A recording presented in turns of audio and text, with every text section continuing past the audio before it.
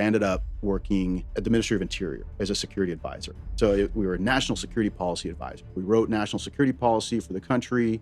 I was the lead advisor for the first 3 elections in 2005. So I advised the Iraqi general that ran the elections. I wrote the security plan for the Iraqi side and stayed there for 2.5 years because it was an incredible time.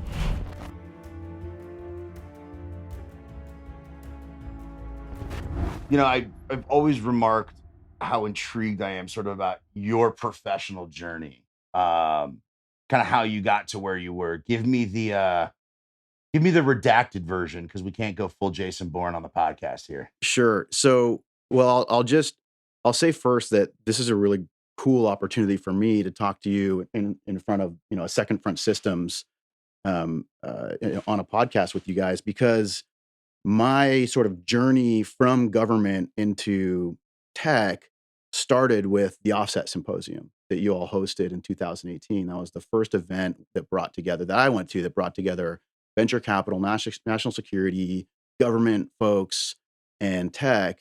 And that kind of opened my eyes. And I can draw a straight line from that event to where I am today and everything that we're doing together and that I've done. But I'll start. My first job out of college in 2004 was in Baghdad with the Coalition Provisional Authority. I was literally on a tour of the Pentagon in 2003, and the guy running the tour said, "Okay, we're about to start a tour, but first, is anyone interested in working in Baghdad? Because the CPA is understaffed." And out of 30 people, I raised my hand, and 2 months later, and I actually had 3 different job descriptions before I landed. They said either you're going to be either a budget or an office administrator or an advisor to the Ministry of Trade. And this is DoD civilian job. And then when I got my orders, it said, "You're a budget analyst." I had no idea what that meant. I was going to go buy a book on how to do budget analysis. And I had just graduated college. And I landed in Iraq. And I ended up, there's a longer version of the story, but I ended up working in at the Ministry of Interior as a security advisor. So we were national security policy advisors. We wrote national security policy for the country. I was the lead advisor for the first 3 elections in 2005. So I advised the Iraqi general that ran the elections. I wrote the security plan for the Iraqi side and stayed there for 2.5 years because it was an incredible time.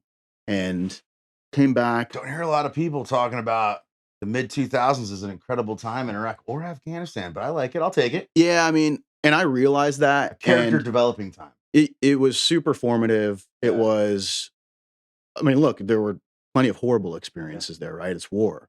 But at the same time, I wouldn't have traded it for anything. It made me who I am today. Right? Like, Yeah. I still have a group text with my team from 2006. Yeah. We talk every fucking week. Yeah, and I learned so many lessons in that 2.5 years in Iraq. And I was bouncing around the country. So everywhere the police force had failed, they would send me. So I was at Mosul and Fallujah, Fallujah and Tikrit and Samara and Kirkuk. And I went to the Iranian border and the Syrian border.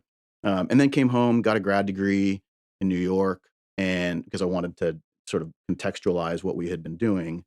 And then I spent a year training FBI agents at the Academy for the Combating Terrorism Center at West Point. I worked there in 2008. And then not long after, joined the CIA as a case officer. So I spent a good chunk of time at the agency. I went back to Iraq as my first assignment. It's the gift that keeps on giving. And spent 2 years training Arabic. Went to a few other places. My last tour was in Dubai, and I got out in Dubai in 2016 because I wanted the CIA and my government time to be a chapter of my book and not the whole story. And I got out and I saw a lot of great opportunities in Dubai. I left. I started a defense tech startup there. And then about a year later, a clean tech startup doing EV infrastructure in the Middle East. And this was around the time when I came and found you all. Yeah. And was wondering, okay, how do I not turn my back on my national security experience, but also work into tech, which is my passion. I've been a geek since I was 3. And you all sort of helped me see and meet all these people, what the pathway looked like for that. Joined, hooked up with Silicon Valley Defense Group, started hanging out with those guys. And then very quickly, in fact, I met someone that day that eventually helped me find this job at AWS. And you're on the right team at AWS. I mean, it's Oh, all it's folks who great. are wildly passionate about the community. Yeah, and they have incredible experience. We're all former founders, former government, public Yep. servants. They actually understand when you're talking to a founder. Hey, here is not only the agency that you need to talk to, but the office within that agency. By the way, I happen to have worked with the person who sits at that desk, and I'm going to talk to you about what they like and what they need to hear from you. So we're really working with founders on storytelling, on go to market strategy, on customer discovery based on our experience. Yeah. And I really sort of feel when you talk about, hey, I didn't want to turn my back on it, but I didn't want to be all in, right? Yeah. Like when I popped out of the service, it was like, hey, I can easily take a job and go right back down Totally. range and Yeah. do the same damn thing. Yeah. I was like, but like, I want to learn, I want to grow, I want to I'm gonna expand, I grow. want to do different stuff. But I still am like wildly passionate about national security. And you talk about offset, right? That's the point.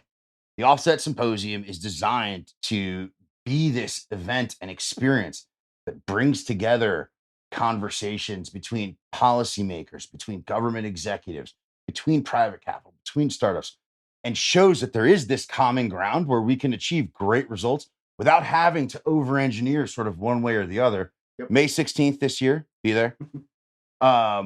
No, it's incredible. I mean, I remember coming back from that conference because I had no idea what I was doing. Yeah. I had just gotten out of the government, and I was meeting people, and it was actually James Cross who said, I like you alluding to the fact that you know what you're doing now. yeah, a couple years later, a little bit more. Yeah. But James said, okay, go to. I said, how do I find where these worlds meet? And he just the timing was right. He said, go to this event. And I remember coming home from that event and saying to my wife, like, it's just so weird. It's like both of my worlds suddenly were in the same room, and that never happened before. Where you have all of these people that speak the language of defense and intelligence and national security that I had spent the last 15 years with. And then all of these techie startup investor types that I had spent, since I left and started a startup with. And suddenly they were starting to speak the same language. And that is absolutely crucial, right? That's all the value is translation and bringing those worlds together. Yeah, totally.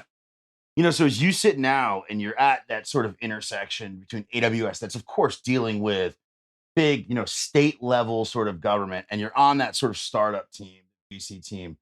What excites you the most, right? What are you seeing? It's been a wild couple fucking years for startups, for private capital. What gets you real fired up right now? I think it's certainly exciting that in the last year, folks are taking geopolitics and technology and national security seriously in a way that we can't ignore, right? In terms of near peer adversaries and the fact that Russia has in fact invaded Ukraine, and no one can turn, away from that. And that commercial technologies and startups are directly impacting the mission there. And so suddenly there are people that have been doing this for decades. Palantir's PR team with the greatest placement ever, right? The algorithm that won the war was like, pay that man his money. But so Palantir's been here for a long time doing this. They're old school in this fight. And I remember meeting Palantir back in 2008 when I was at West Point and getting the first pitch from and when I was at the agency, I had a little Palantir mouse pad. They've been there for a long time. My first check as a founder when I was doing my own thing was from the old InQtel PM that wrote Palantir's deal over there. Yeah. Yeah. But also in the last couple of years, and especially in the last year, you see people, I've seen articles in the last week about global stability and resilience, tech for national security, right? Like serious investors are taking a look at this. Now, I think this is a good thing, but I would also caution that it's very easy to watch the news for a couple of days and then go write a TechCrunch article or whatever, about why tech and national security is so hot right now, and we love this too much.